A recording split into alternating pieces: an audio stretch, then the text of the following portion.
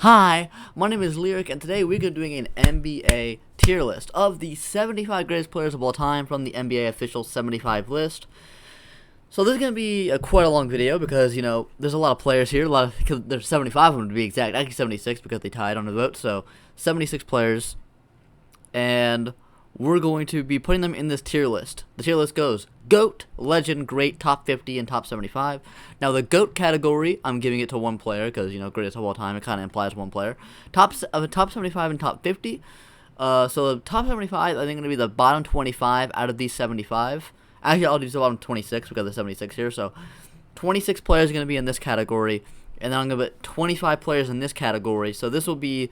So the top 50, so the top 75 tier, I think, will be what I would rank them around the 51 to 76 range of these, and then the top 50 will be from 26 to 50, and then the great tier will be ranking from 25 to 11, and then Legend, I'm gonna put my top 10 minus the GOAT, and then the GOAT. So let's see how this goes. You have a lot of players to rank, so we got basketball references in case we want to look up anything. So we do this starting off how it was in alphabetical order, starting off with a strong one, Kareem Abdul-Jabbar. So we can just look up everyone here to just get a quick overview. I mean, Kareem, what can you say? 6 championships, 2 finals MVPs, 6 regular season MVPs, former all-time leading scorer in NBA history.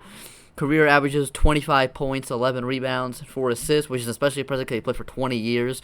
56% shooting. Shot a cool 6% from 3. But it's alright, 72%. Yeah. Best season average 35 points, 17 rebounds, and 5 assists a game. That's pretty good. That's pretty dang good. So, yeah, I think he has a case as the GOAT. He is not the GOAT, though, I would say. Mainly the reason I would not put him as the GOAT is because he wasn't the best player on all his championship teams, and a large part of his prime in the 70s, he was not leading his teams to that far in the playoffs, despite the fact there was some areas that he could have, led them a lot further than he did. And so I'd put him definitely in the legend category in the GOAT discussion. Definitely put him in the legend category. Now we have Ray Allen. Definitely an interesting one. The former greatest shooter of all time. Played from 1996 to 2014. 18 seasons. Averaged 19 points, 4 rebounds, 3 assists for his career. 45% from the field, 40% from 3, 89% from the line, 40% from 3. Yeah. Former greatest three-point shooter of all time. Played for the Bucks, Sonics, Celtics, and Heat. Won 2 championships. Hit that amazing shot with the Heat in his second to last season here. So I don't feel like he is as high up because he wasn't like a number 1 option on a championship team. He was a 3rd option on the championship team. Probably put him in the lower end. Probably like the top 75 category. We'll see maybe later. I haven't fully thought out what this deal is going to be in my head, so maybe we can move him up to the top 50. But for right now, we'll put him up to the top 75. Next, we have Giannis, another Buck. And yeah, so his career, I feel like he's going to go up more, especially this season, because he's still, in my opinion, the best player in the world. This season, averaging 31 points, 12 rebounds, 6 assists on 55, 29, 65 splits. In his career, averaging 23 points, 10 rebounds, 5 assists, 54, 29, 71 splits, which is especially impressive considering how his first 4 years he was kind of trash, averaging 7 points a game his first year. His best season averaged 30. His best season is this year. Yeah, he's an NBA champion, Finals MVP, 2 regular season MVPs, and a Defensive Player of the Year.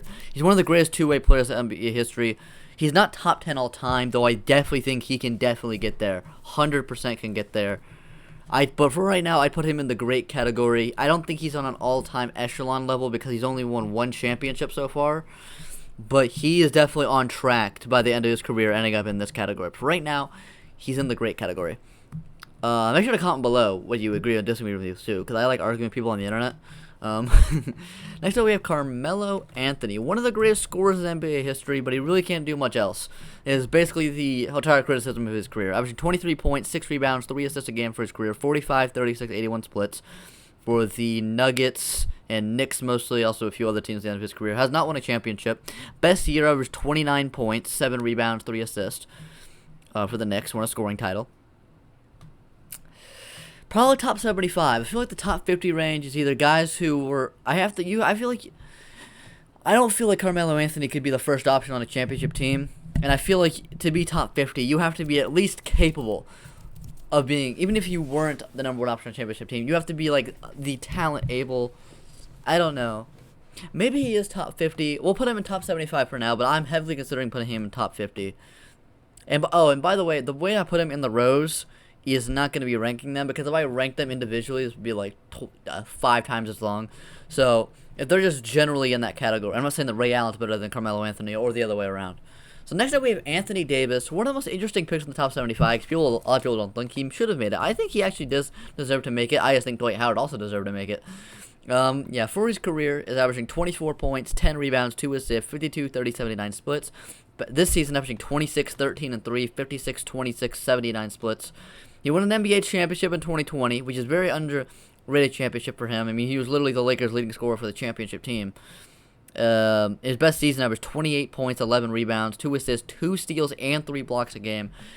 He's one of the greatest two-way players of all time. That being said, he probably falls in the top 75 category, mainly because of the amount of games he's played. I mean, look at the last few seasons, man. He hasn't played over 70 games in a season in 5 years.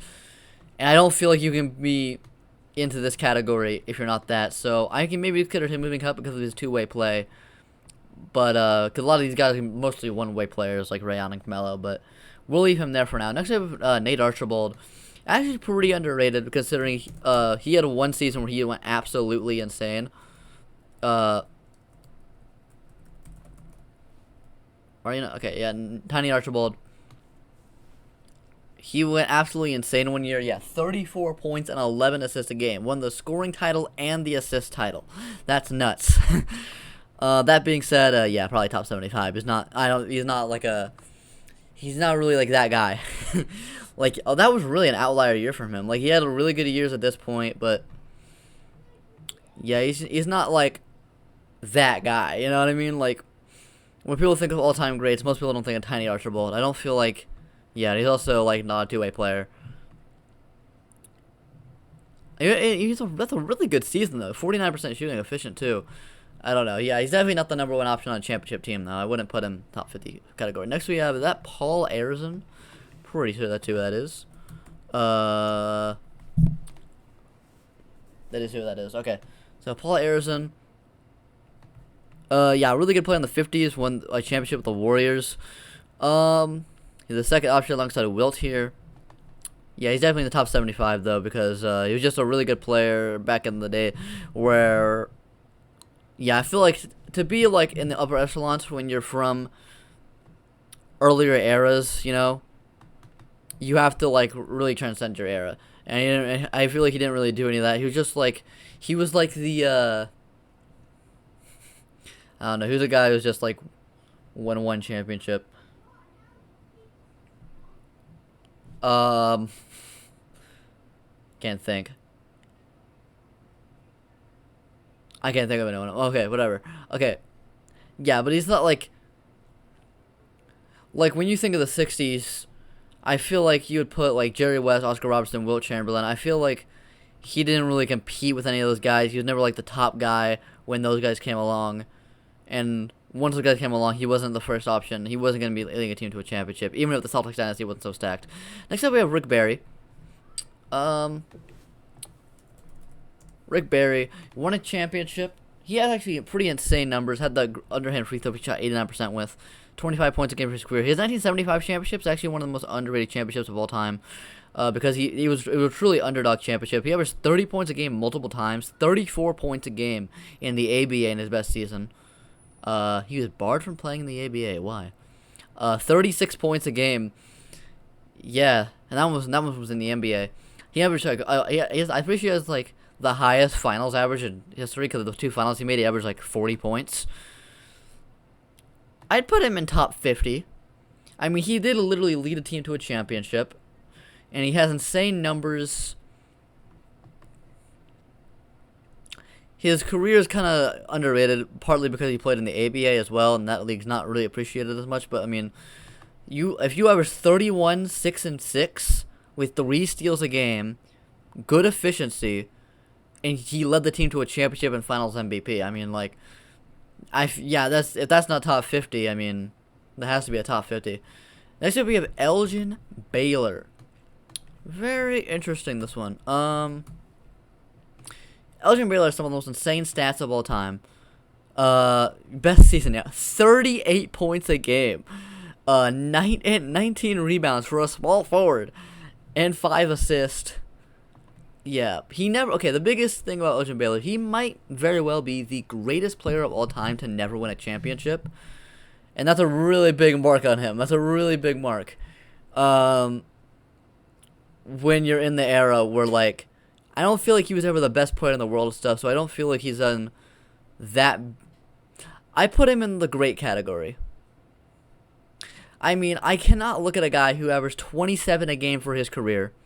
Right, one of the highest scoring averages of all time, 38 points a game, on an era alongside very respectable competition with Wilt Chamberlain, Bill Russell, Oscar Robertson, Jerry West. And I know he didn't win a championship, but I feel like he's like the Karl Malone of that generation, but like he put up better stats than Karl Malone. I feel like, he also was very revolutionary with his play style as well. What did Kobe say? I'm pretty sure Kobe says something like he was the Michael Jordan before Michael Jordan, the Julius Erving before Julius Erving. Revolutionized the high-flying play style. I'd put him around the great tier, which I'd probably the highest I'm going to put any player without a ring, though, on this list. Because it's not like he wasn't clutch, because he made the finals quite a bit. He just was not able to get past the Celtics dynasty. And then the moment he retired, they won the championship. That's not bad luck. I don't know what it is. Next, we have Dolph Schayes. Dolph Schayes, I feel like... Definitely great for his time. I don't feel like he transcended to, like, be up there. You know? Like his numbers are not that insane. I mean, they're definitely good for his time. And he went... His latter career, he was playing against decent competition when Bill came in. So, he's definitely in the top 50 range. He's in the top 75. But he's not up with these guys, I would think so. Bill Walton. Now, Bill Walton's a very interesting one, because he did lead his team to a championship, and win a Finals MVP, and win a regular season MVP, but that's basically his entire career, because he got so many injuries that his entire career, look at all these injuries. His entire career is basically these 2 seasons right here. That's basically his entire career. But he did a lot in those 2 years. He did quite a bit in those 2 years, but I don't feel like, if I put Anthony Davis in top 75, I feel like I have to put Bill Walton down here too. Definitely feel like I have to put Bill Walton down here. Alright, next we have Paul Westphal. Is that who that is? Hold up. Am I dumb? Wait, hold up. I have to make sure I'm not being stupid here.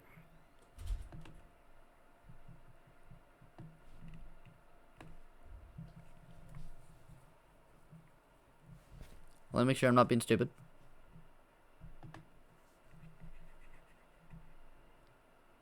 Oh crap, it's Billy Cunningham. Oh crap. Okay. Let's not talk about me not knowing Billy Cunningham's face. Okay, that's not fair. I was not born in the 1920s, bro. I don't know I cannot recognize Billy Cunningham's face, okay? Yeah. I mean, second option on the 76 Sixers. Or third option, him and Hal Greer and Chamberlain.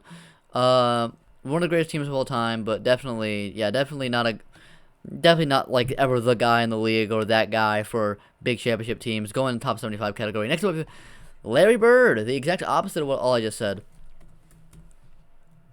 Yeah. I mean, he's... Okay. The thing with Larry Bird, 3 championships, 2 finals MVPs, 3 regular season MVPs. I mean, he did everything so well. One of the greatest scorers of the era, 30 points a game. One of the greatest...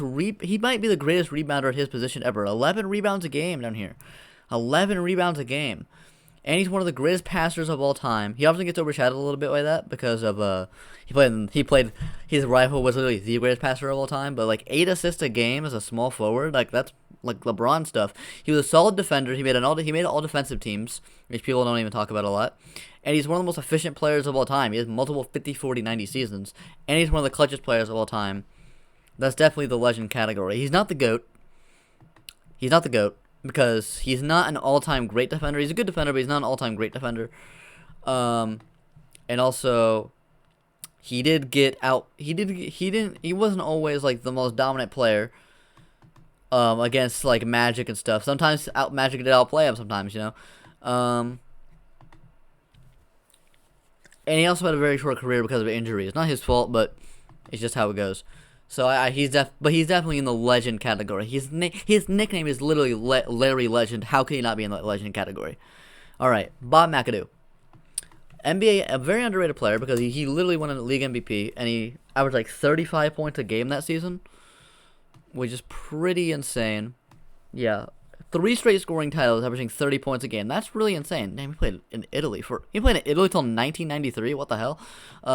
Did not know that. He won a few championships with the Lakers, right? He won 2 championships with the Lakers late in his career, and he was more of a role player. But in his prime, he was a really good scorer. Wasn't leading to much winning. Didn't win a championship in his prime, but he was putting really great numbers on really great percentages. Like, he was arguably up there with the best player in the world. Him and Kareem and Julius Erving were like the top 3 players in the world at this point. I'd put him in the top 50 category because I feel like despite not leading the team to a championship, he was definitely up there as like the best player in the world. Like, I feel like all these players down here were never like, okay, this guy is up here. We're going to talk about he's the best player in the world, other than like maybe Bill Walton. But Bill Walton's career was so short. That period was so short. I feel like Bill Walton, he had that peak, and then he went on to win some championships as a role player, you know, and was really dominant. So I'd put him around this top 50 category, around with Rick Barry. Oh, look who we have next. Kobe Bryant. All right. Yes. What international player named Kobe Bryant would I be talking about? Oh, for the United States. Okay.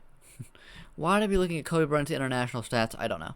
But okay. Oh yeah, Kobe Bryant. I mean, yeah. I think he obviously has to go in the legend tier. 5 championships. He's one of the greatest scorers of all time. 35 points a game. While also, I think the main thing that makes him amazing is his two-way play. He was such a great defender, made so many all-defensive teams, while also being the best scorer in the league. He had to play with a terrible roster for a lot of time. He also played with a great roster in the beginning of his year, then played with an absolutely terrible roster, and then got finally enough to get those last 2 championships, which were so important. So yeah, he definitely goes in the legend tier. Next up, we have Wilt Chamberlain. The most curious he's really curious to rank in NBA history. He's really hard to rank because he has the most eye-numbing stats you've ever seen in your entire life. I mean, look at this. Look at this stretch. His first... No. Look at this, bro. Look at this stretch right here. Hold up. Cut out these seasons. Stop. Okay. From his first 6 seasons in the league, he averaged 41 points, 25 rebounds, 3 assists a game on 51% shooting. I think the main thing that sets him back is his playoff performances. If you go into the playoffs, his numbers definitely do dip a bit. I know they look really impressive, but he says, oh my god, he averaged 35 a game in the playoffs, but he averaged 50 points a game in the regular season. That means his point per game average went down by 15. You know, and he also wasn't leading the team to any championships until he started passing down here.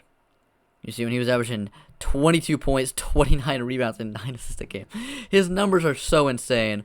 He's definitely a legend category. He's not the GOAT because he's not a great playoff performer for most of his career. But he might be the greatest regular season player to ever play of all time. Like, it's actually insane. Next up, we got Charles Barkley, man. Charles Barkley. God damn, that man got a lot of nicknames. So, in his peak was with the Sixers and with the Suns, his MVP season. He doesn't have a championship, which is a big detriment to him, but he's a great scorer and super efficient scorer. I mean, look at this. For a guy that was, how tall is it listed him as here? 6'6", getting 15 rebounds a game and shooting 60% from the field. That's insane. But never won a championship, but he did come very close. He's not like he was known as an absolute choker. Would I rank him in the great category or top 50? Let me think about this.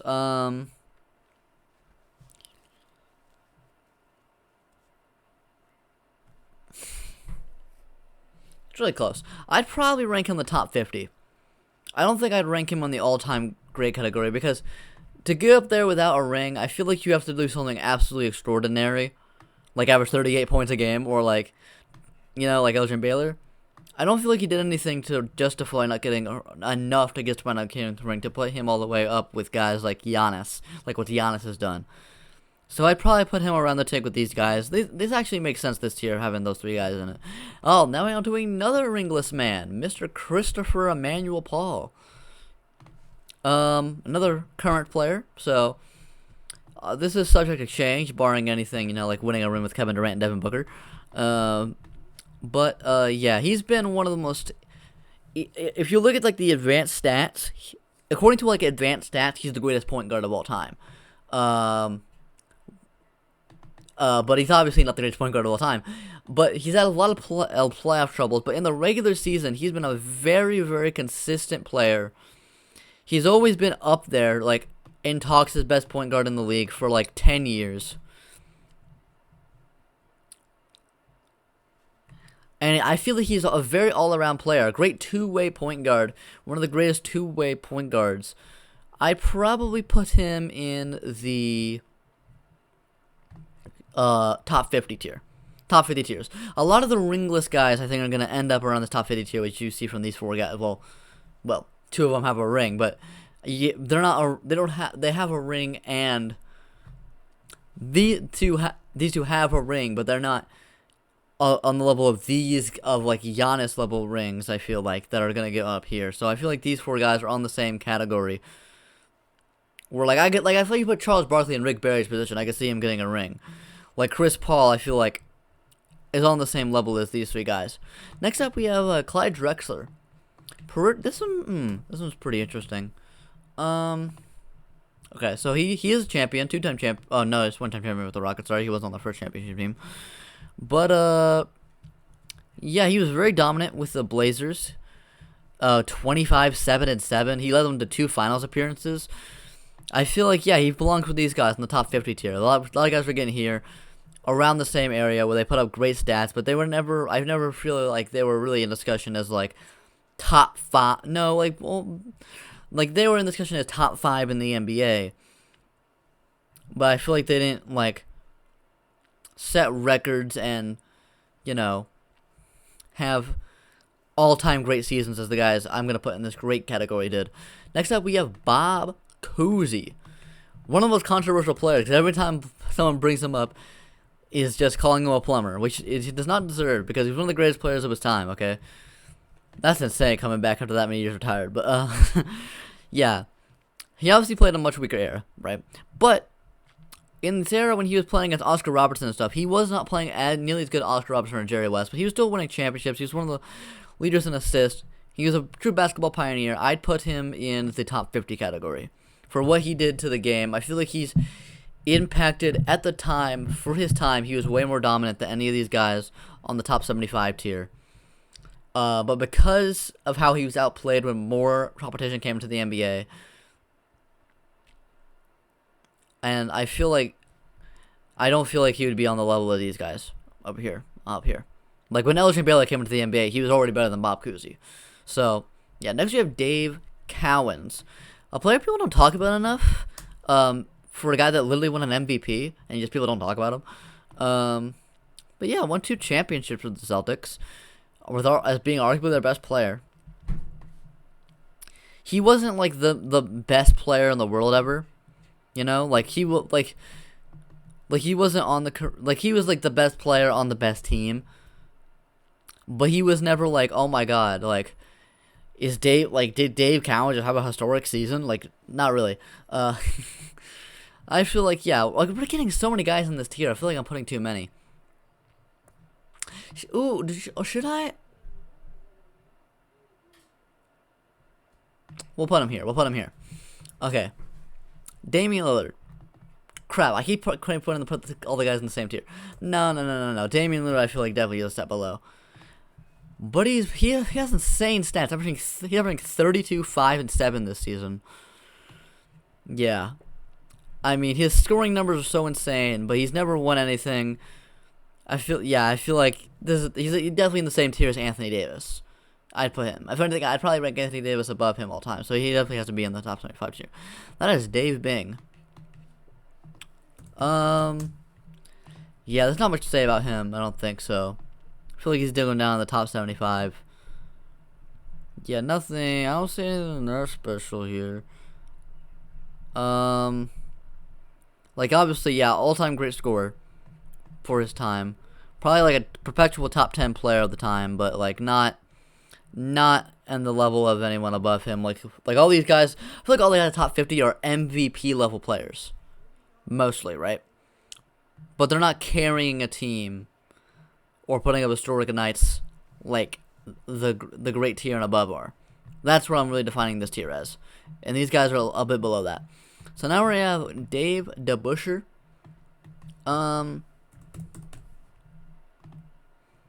So he's actually one of the greatest defensive players of those time. Was on 2 championship Knicks teams, putting up great contributions. He wasn't the number 1 guy though, and I feel like he wasn't an all-time great number 2 compared to like the other number 2s that we're gonna see in here. I'd put him in the top 75 tier, not MVP level player. And we don't have too much in here. So 1, 2, 3, 4, 5, 6, 7, 8, 9, 10. So it's 10 per line. Okay, so keep that in mind. So now we have Dennis Rodman. He is pretty difficult to rank, mainly because he's one of the greatest defensive players of all time. 5 championships. I think he is the greatest rebounder of all time. He averaged 19 rebounds a game at 6'7". Yeah. He's not on the same tier as Charles Barkley, though. I feel like ever. I feel like putting him in top 75 is fair. Because, like, Anthony Davis is also a great defensive player. Not on the same level as Rodman defensively, but he's way above him offensively. Rodman more of a champion and stuff, you know. I have a feeling, top 75. Like, he's not... Like, no one was voting for Dennis Rodman as MVP ever, I don't feel like, really. Like they were for these guys up here. Oh no, I messed up. Oh no, this is Bill Sharman and not Dolph Shades. I know this is Dolph Shades. Okay. I think they both go in the top 75 thing, to be fair. Bill Sharman was just mainly a great player on the 60s dynasty, Celtics dynasty. I feel, but he wasn't like the guy on the Celtics dynasty.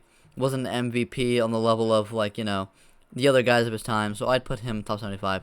Dominique Wilkins, very interesting. So his name is Jacques Dominique Wilkins. Did not know this.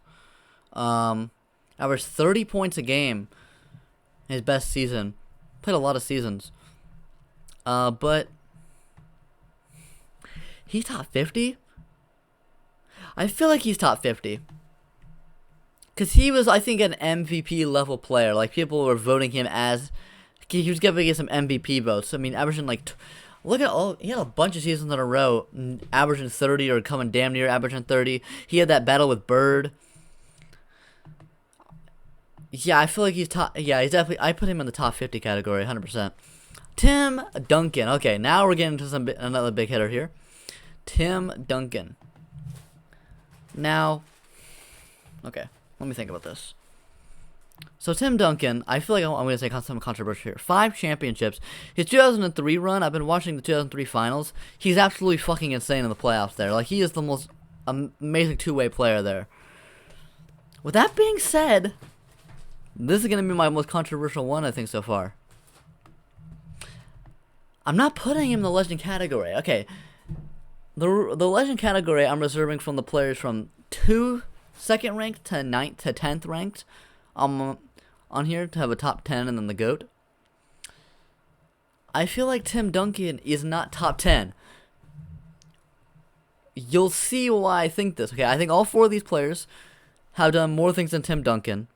I think he's an all-time great champion. If we're being honest, he's probably 11th all-time on my list. 11th. But I feel like his prime, while it was great, it wasn't on the level of Kobe's prime or Wilt's insane prime. Or Bird or Kareem, or a bunch of players. He does have a longevity on his side, and how much championships he was able to win, and he's had like a perfect career. He had a perfect career, I'll say that. But I feel like as a player, he was not as complete or as dominant as some other players on this list. That's going to be the most heavily scrutinized one, but you'll see which players I have on the legend tier, and I want you to tell me which players you think Tim Duncan should be above. Because remember, if I put him up here, I got to take someone down. So that always happens, you know. Next up, we have Dwayne Wade. Dwayne Wade. 3 championships. A great scorer. Won a scoring title. 30 points a game. Had an absolutely amazing playoff run, as I hate to say it as a Mavs fan, in 2006. Averaging 27 a game in the regular season. Averaging 34 a game in the finals. In just his 3rd season. One of the greatest defensive guards of all time. Let me make sure I'm on camera right here. Okay, yeah. Make sure I wasn't moving my head too much. I feel like he's in the great category. Yeah, I feel like he's in the great category. Like, he was definitely one of the greatest players of his generation, for sure. And he was definitely in discussions as the best player in the world for several years. So I'd put him in the great category. Next up, this is Earl Monroe. Pretty sure, right? Pretty sure that's Earl Monroe. Earl the Pearl. Alright. Yeah, it is. Okay. So he, alright. Won championships with the Knicks. His best years back here in Baltimore. Yeah, I feel like he's a top 75. Whereas, like, for the time, you could definitely be talking about him much, but you're looking at all time, I don't feel like much to talk about with Earl Monroe. There is quite a bit to talk about with Elvin Hayes, though. My voice is going out. I've been talking too much this video. Elvin Hayes. So, his rookie season was arguably his best season. 28-17 in his rookie season. But then he went to become for the Blazers, and he's very underrated. An all-time great scorer, and he's also a great defensive player. I mean, look at these steals and blocks numbers. Won a championship. Arguably is the best player, him or Wes Unseld. I feel like, yeah, he's on the same tier as the top 50 guys. Right here, I'd say. Next up, we have Julius Erving. A very interesting one. Definitely an all-time great. Definitely an all-time great. He's the greatest ABA player of all time by far. Yeah, 32 points, 12 rebounds, 4 assists, 3 steals, and 2 blocks in his best season in the ABA. And then went to the NBA, got a championship and an MVP. And he absolutely revolutionized basketball. I think him and Kareem were the 2 best players in the 70s, which is a shame they played in a different league for most of the decade. So I'd put him in the great category. Definitely put him in the great category. He's not in the legend category, I don't think, because I don't feel like his career in the NBA was nearly as impressive. In the NBA, I'd say was probably the tougher league. Even if the ABA is underrated, I'd put him there. Next up, we got Gary Payton. Let's think about this. So Gary Payton, probably the greatest defensive point guard of all time. Won a championship late in his career, but really never won a championship, when he was actually, doing things. Actually, when he was actually in his prime and stuff. But he had to face Michael Jordan, so you can't really blame him for that. Led the team to a lot of wins. He's a great two-way player, averaging putting up 24 points a game. I mean, his high scoring season was in 2000. Really. Probably top 75, though. He's not really in the... I don't think he's really in the two with these guys in terms of impact. George Gervin, he might be top 50. Damn, Gary Payton, you wore a lot of jerseys, man. George Gervin, he won 4 scoring titles, I believe. I think, leading scoring 4 times, 33 points a game, 32 points a game. Yeah, not much playoff success at all, but damn, he played 84 games, bro. But probably top 50 category as like an MVP level player, but his translate didn't success as much to the regular season, so I feel like, to the postseason. So probably on the tier with a lot of these guys down here. Next we have Hal Greer. Not much to say about Hal Greer. Great player with Wilt. So much. Yeah. great player with Wilt in the 67 76ers, probably the second option, championship team, but not much to talk about him. Probably going in the 75 tier. Allen Iverson, quite a bit to talk about with him. It's very weird to talk about Allen Iverson because he has 4 scoring titles. What is his middle name? Azale? His efficiency really isn't questioned, though. I mean, look at this season right here. Look at the season right here. 33 points a game. That's actually one of the most efficient seasons. This season, look at this. 26 points a game on 39% shooting. He was injured that year, so let's use a better example. Right here, 31 points a game on 40% shooting. He did lead to winning, though, in terms of he definitely raised the floor of his team so much that they carried that team to the finals. Got absolutely mismatched by the Lakers. Had that iconic moment. I'd probably put him in, not John Havlicek. I'm not ranking you yet, bro. Probably rank him top 50. Top 50 category is where I'd put Allen Iverson. So that's 11 on that tier now. James Harden. James Harden's one of the greatest scorers of all time. He's underrated. I think he's getting underrated on an all-time scale for what he does in the regular season. I mean, 36 points, 7 rebounds, and 8 assists a game. It's one of the craziest stats I've ever heard in my entire life. And he didn't win MVP. I feel he's going in top 50 because he sucks ass in the playoffs. But his regular season numbers are some of the greatest of all time and the most mind-boggling. People are going to be looking back on them when talking about who had the greatest numbers of this era. They're going to be looking at guys, like, oh, the greatest players of this era. LeBron, Curry winning all the championships. They're going to be like, well, if we're looking at stats, James Harden and Westbrook. I feel like he goes there. James Worthy. So James Worthy, underrated, mainly because he was the third option, but he won a Finals MVP. Averaged 20 points a game, multiple times as on championship level teams. Probably not top 50. Probably not top 50 though, right? I'd probably put him top 75. Probably not top 50. Probably not top 50. John Havlicek is a very interesting one,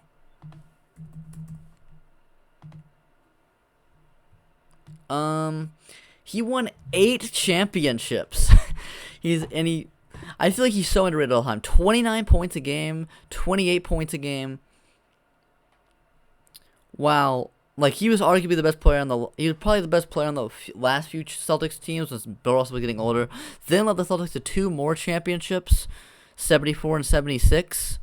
Probably not the best player on both of them, 8-0 in the finals, while being an all-time great scorer, the all-time league scorer for the Celtics.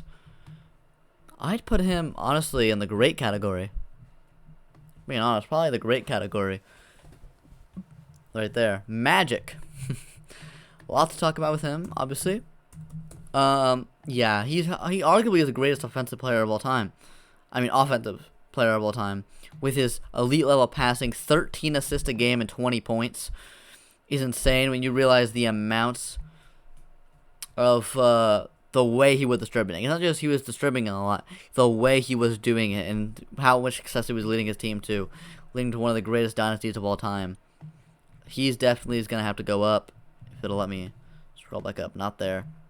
Right here. Legend tier. Top 10 all time. Right there. Look who we have here. Michael Jordan. I don't think I have to say much else. If you saw any of my other videos, I think you know my opinion on what tier this guy's going in.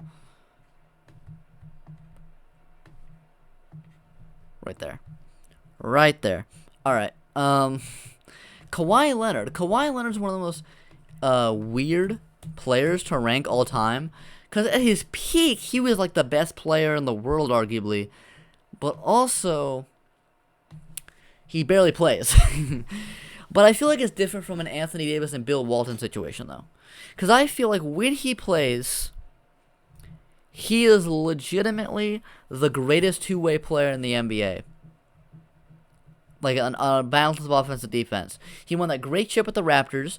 Won a chip early on as a role player, mainly as a defender for the Spurs. I still feel like Off sheer talent alone, I cannot rank him in top 70. I have to put him a lot higher than a lot of other people have.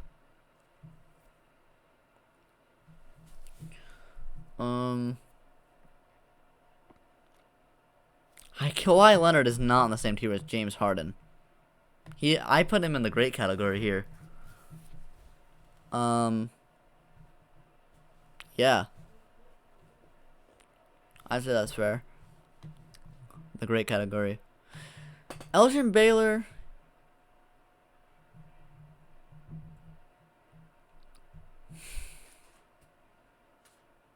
I'll put him down. I'll put Elgin Baylor down. I'm putting Elgin Baylor down. I really don't... Okay, I don't feel like... Because I feel like I'm going to put Jerry West in this tier. I don't feel like Jerry West and Elgin Baylor... For what Jerry West did later on when he led them to the championship, him and Wilt Chamberlain. Well, also, like, the second half, Jerry West was better than Elgin Baylor. The first half, Elgin Baylor was better. But I feel like they're not... They wouldn't be in the same tier. I feel like they'd be a bit lower.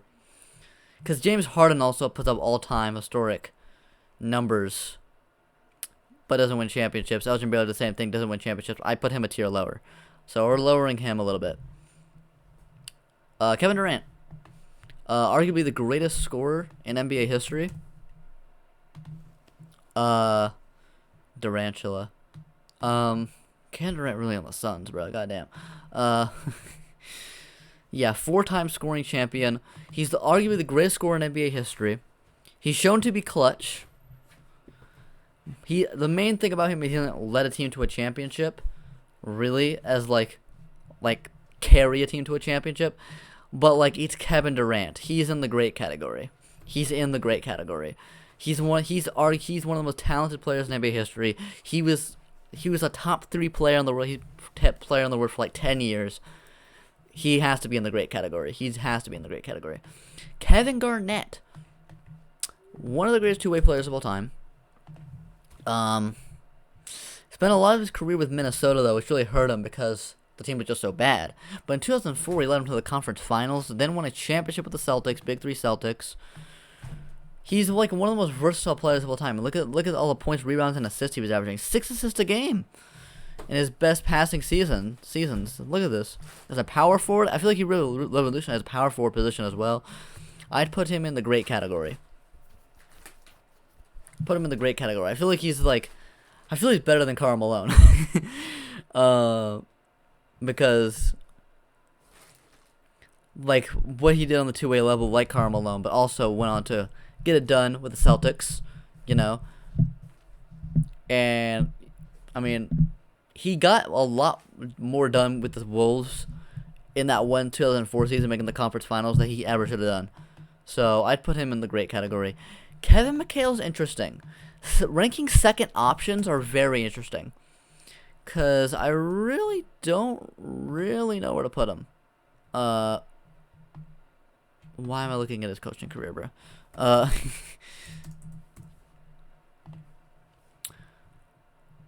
Kevin Edward McHale. He's like 26 points a game as the second option on a championship team.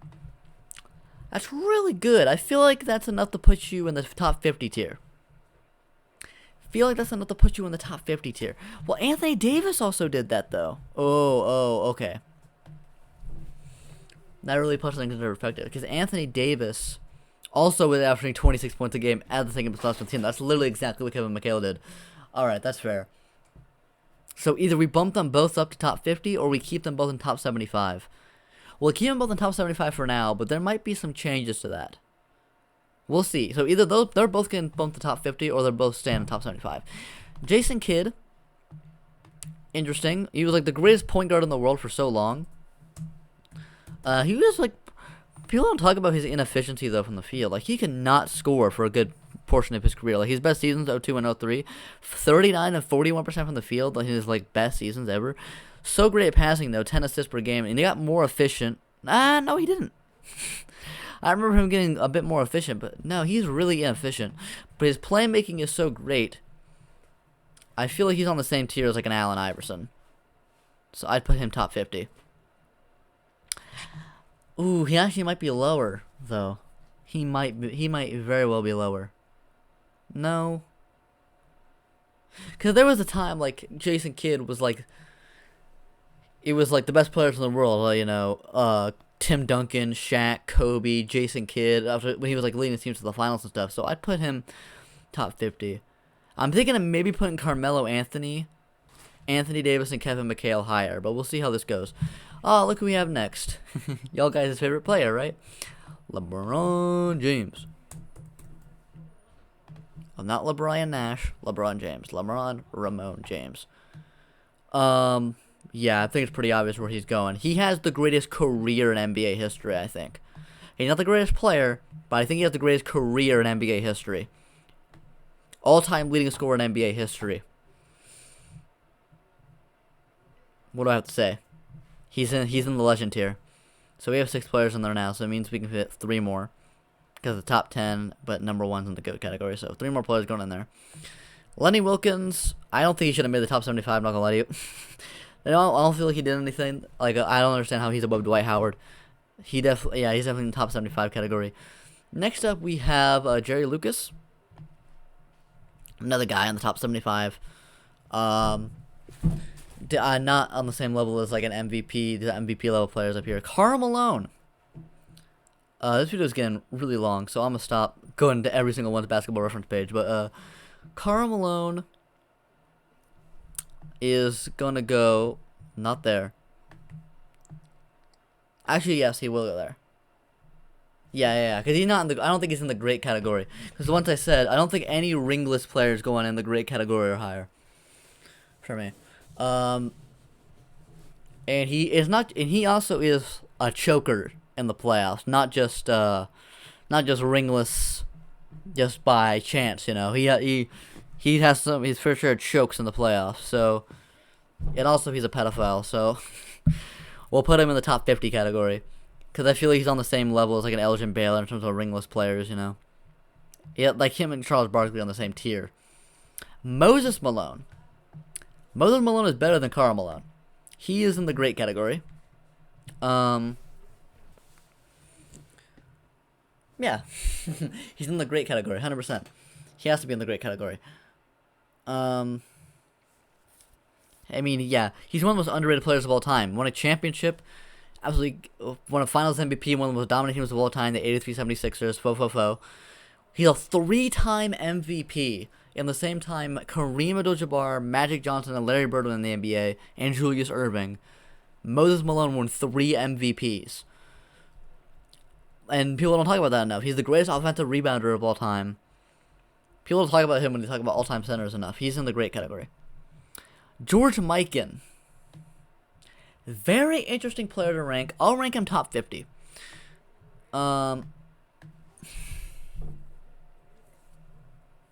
He was like by far the most dominant player of his time. But I feel like his time was before the NBA got super competitive and was like a fully fleshed out league, like it was in the Bill Russell, Wilt Chamberlain era. So I'd put him in the top 50.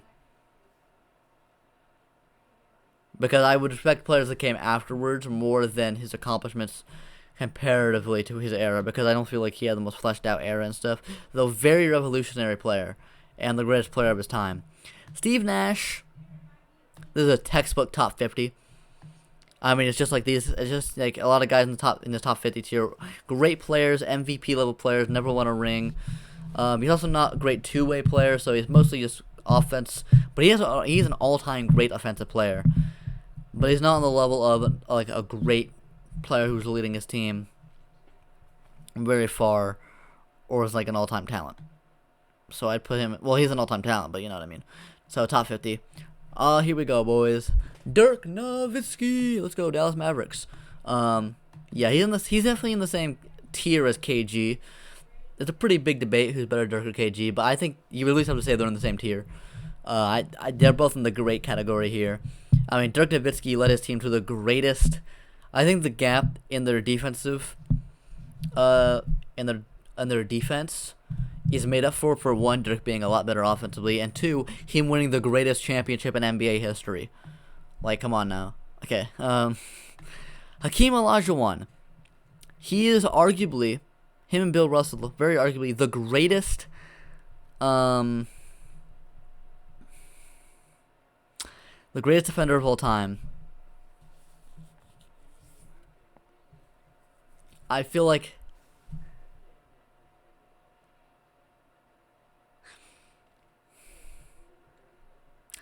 he's right next to Tim Duncan.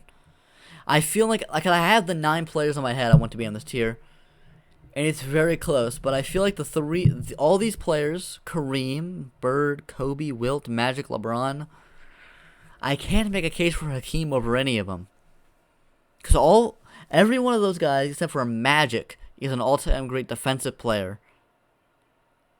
Maybe LeBron not all-time great defensive player, but he was a great defensive player in his prime.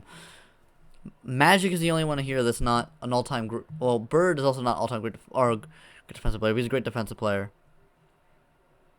But they dominated their era. I feel like way more than Hakeem did. Obviously, he couldn't because Jordan. But I feel like that thing gets overstated a bit because like he wasn't making the finals going to go against Jordan and losing. He wasn't even making the finals to even get the chance to lose to Jordan. So I feel like he's in the great category, but barely. He's like number 11 or 12 there with Tim Duncan. And I feel like the 9 players above him have certified their place like as needed players to talk about the history of the NBA more than Hakeem. Once again, remember, I know y'all gonna argue like motherfucker with me in the comments. Remember, if you bring Hakeem up, someone on this legend tier is gonna have to go down. So, Shaq. Bring that man up. Shaq had the most dominant peak. I know people go, he claims the word dominant. He says it so much, just become immune. But like, he is the second greatest finals performer of all time. Those 3 straight finals MVPs he had are the greatest 3-year stretch of like any player in the playoffs, maybe ever, maybe only to Jordan. Like he was so great. I think in his prime, I think he's starting to become underrated at this point because people don't realize. People just think, he's just big. He was just bullying around people. He was the greatest scoring in his prime. He was the best scoring center in the league. He was the best defensive center in the league, arguably, at least top 3. He was the best passing center in the league. That's very underrated. That was like 5 assists a game in the finals. And he came up bigger when the moment mattered the most. And he won 3 straight championships, 3 straight finals MVP, near unanimous MVP. He was the best player in the world for like 5 years straight. He definitely deserves to go in this legend category. Next up, we got Patrick Ewing. I feel like he's a step below these guys in the top 50 tier. Because he was definitely a step below Malone and Barkley. And stuff. So that would be the 21st person. So we only got 4 more people. So we might have to change a little bit on that. But yeah. Paul Pierce. He's not top 50. I feel like he has to go down here. Pete Maravich. I feel like Pete Maravich gets slightly overrated by people just because he was super flashy to watch. But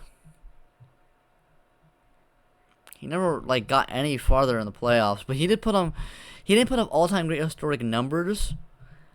I'll put him in the top 50 category just because of how revolutionary he was for his time and how much things he innovated and stuff. But I feel like he is slightly a bit overrated. I feel like he's in the bottom of the top 50 near that. I feel like he is overrated all time by quite a bit of people. Bob Pettit. Yeah, probably top 50. He's very underrated for his time. Put up great numbers while playing in the same league as Bill Russell and Wilt Chamberlain and all that. Won a championship, defeated the Celtics dynasty, dropped like 50 points to win the championship. Shout out Giannis. So I feel he's there. I think he's underrated. People just see him and just be like, oh, he's trash. But yeah, Scottie Pippen, top 50. He's a second option, but I feel like he's a step above like the Kevin McHale level of second option because he won 6 championships, and when Jordan left, he was like one of the best players in the NBA. He finished like top 3 in MVP voting. He was great, one of the greatest two-way players in NBA history. He was very essential to those Bulls teams. The thing about Scottie Pippen is he divides so many people because people really overrate him or really underrate him if they're Jordan or LeBron fans. If you're a Jordan fan, you really underrate him because you're just like, oh, Jordan did all the work. Scottie Pippen did nothing. Blah, blah, blah, blah. But if you're a LeBron fan, you really overrate him because you want to make Jordan look bad and say that he had all this help compared to LeBron, right? But I like to be in the middle. I'd say he's around the top 50. Reggie Miller. Top 50 or top 75 for him?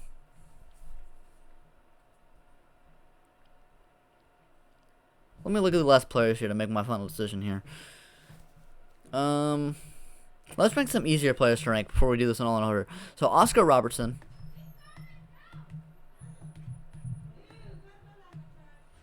Is going in the great category. Yeah, he averaged like a triple-double. Officially averaged triple-double for one season. He was like a 1 rebound or 1 assist off for averaging a triple-double for like 10 straight seasons damn near. And he was like the most versatile player of his time with the scoring, rebounding, and playmaking. He wasn't able to get as much done in the playoffs, but he's like all-around game. I feel like he's the same level as these guys. And I feel like his numbers, I feel like you can't really knock him as much for his playoff success because he was going against the Celtics dynasty. You know what I mean? Like, there was no way he was going to beat them, even if he was the greatest player of all fucking time, damn near. And he wasn't choking as much in the playoffs, you know, like a Wilt Chamberlain did. So, we'll put him there. Robert Parrish to go in top 75 because he's not as good as Kevin McHale. I put Kevin McHale in top 75, so he's going to be there. David Robinson. He is going a lot higher than that. He is going top 50. He's probably in the same tier as around a Karl Malone or Charles Barkley. If you account just his regular season, I actually think he's damn near on the same level as Hakeem. But in the postseason, he was not nearly as good as Hakeem. Hakeem absolutely dominated him in the postseason. It wasn't until Robinson got Earl and got old, and they got Tim Duncan, you know, and he could be the second option to chill back a little bit, that he got to be on there. Bill Russell. You have to know where Bill Russell is going. Come on now. 11 championships is no coincidence. He's the greatest defender of all time. He's honestly getting so underrated now because he's literally the greatest champion in sporting history. And people are like, oh, he got a stacked team. The season before Bill Russell went to the Celtics, they missed the playoffs. He got there. They won 11 championships in 13 seasons. The season after he retired, they missed the playoffs. There is no evidence that the Celtics would have had any level of success without Bill Russell. He definitely deserves to be in the legend category. Westbrook. Top 50. Top 50. He's in the same tier as James Harden. He's like one of those players that you look at the stats. He is a choker in the playoffs, but his regular season numbers are insane. He's one of the greatest talents of the time. MVP level player. And gets disrespected too much. So we'll put him there. Sam Jones, top 50. Guy in the top 75, I mean. Guy on the Celtics teams. He was really great on the Celtics teams. He meant a lot. He has 10 championships. Yeah, but he wasn't like the MVP of the league ever, right? So, yeah, like no one was arguing, oh, actually Sam Jones was actually the best player on the Celtics, you know what I mean? So, yeah, Steph Curry. Steph Curry.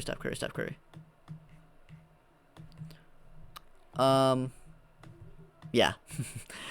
So that's my 9th player. So that's all the players in the legend category. So this is my top 10 right here, in no order, but this is my general top 10. You can see what I'm trying to get at when I was saying the Tim Duncan and Hakeem. Like, which one of these two guys do you cut if you think Duncan or Hakeem are top 10? Steph Curry is the greatest offensive player of all time, or he's damn near. I mean, he is the greatest shooter of all time by far, a great passer, a great finisher. He spaces the floor so much. He is the greatest off-ball player of all time. He has unlimited stamina on offense with his damn off-ball movement all the time. He's an NBA champion, perennial champion, led to multiple championships. I said the same thing 3 times, but I'm really drilling it into your fucking head. He led a team to 73 goddamn wins with 2 players who did not make, with no top 75 players on that team, by the way, because Klay Thompson and Draymond Green didn't make the top 75, so he led a team with, he was the only top 75 player at 73-9, even though they did choke in the finals. Yeah, I cannot put the greatest offensive player of all time not in the top 10. Like, yeah. John Stockton, probably top 50. Probably top 50. Probably in the same tier as Karl Malone. Karl Malone, I think, is definitely better, but John Stockton, one of the greatest passers of all time. Like, Gary Payton actually said John Stockton was the toughest player he ever had to guard because he just did so many things other than score. All-time, if you're the all-time leader in 2 of the 5 major stat categories, you're pretty damn fucking good at basketball. I don't care what anyone says about him being overrated or whatever. Like, come on now. Isaiah Thomas. Let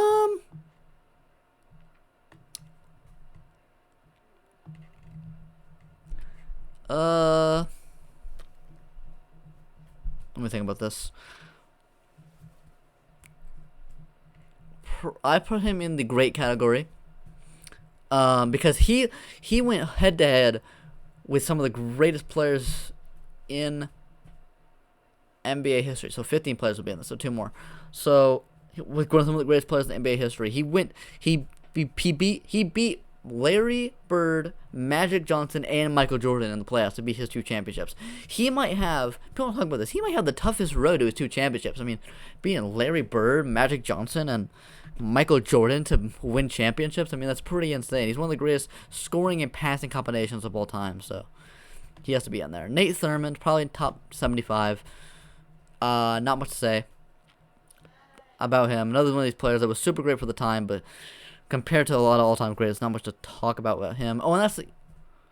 Oh, crap. That's the rest of my top 70, my 75. So I can't put any players on this unless I put some up.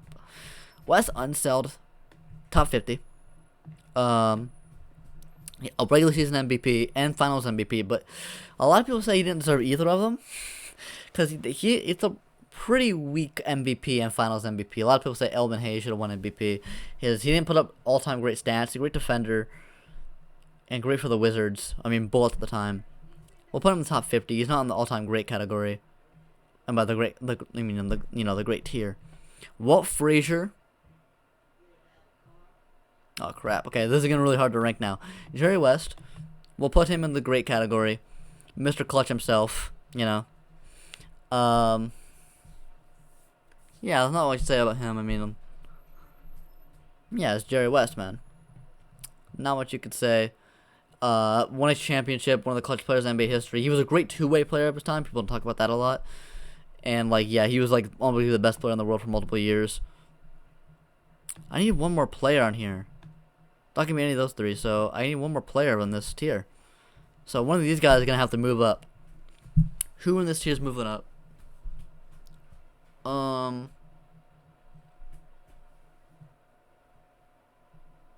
I'd say Elgin, you moving back up, bro? Karl Malone is a 3rd all-time leading scorer and was a great defensive player with that longevity, but 38 points a game does not lie. I cannot give a guy who averaged 38 points a game while leading his team to wins, not just like a hero ball thing. But like James Harden averaged 36. I'll give it to Karl Malone. I'll put Karl Malone on the great tier. As much as I hate to do it because he's a pedophile. So we need 2 more players on this tier. Oh wait, we need to put 26 players on this tier because it was 76, right? Right. So okay, I know what I'm gonna do. So Reggie Miller, I'll put him in the top 75. I feel like he's on that same tier as like a Carmelo Anthony, and like a Ray Allen, you know, like I feel like he was never on the tier of like Charles Barkley, you know. Or David Robinson. I might put David Robinson above Karl Malone, you know.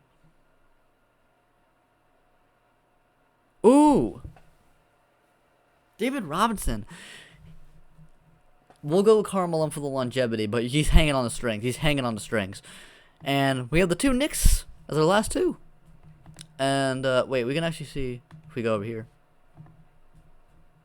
Willis Reed, there's his picture right there. Rest in peace. He just recently passed away. Walt Frazier and Willis Reed the two Knicks. We'll put them both in the top 50 category. You can argue who is the best player on the team. It's very arguable. Those two players there are two of the greatest players of all time, leading the Knicks to 2 championships, and both put up insane numbers on the way to get there.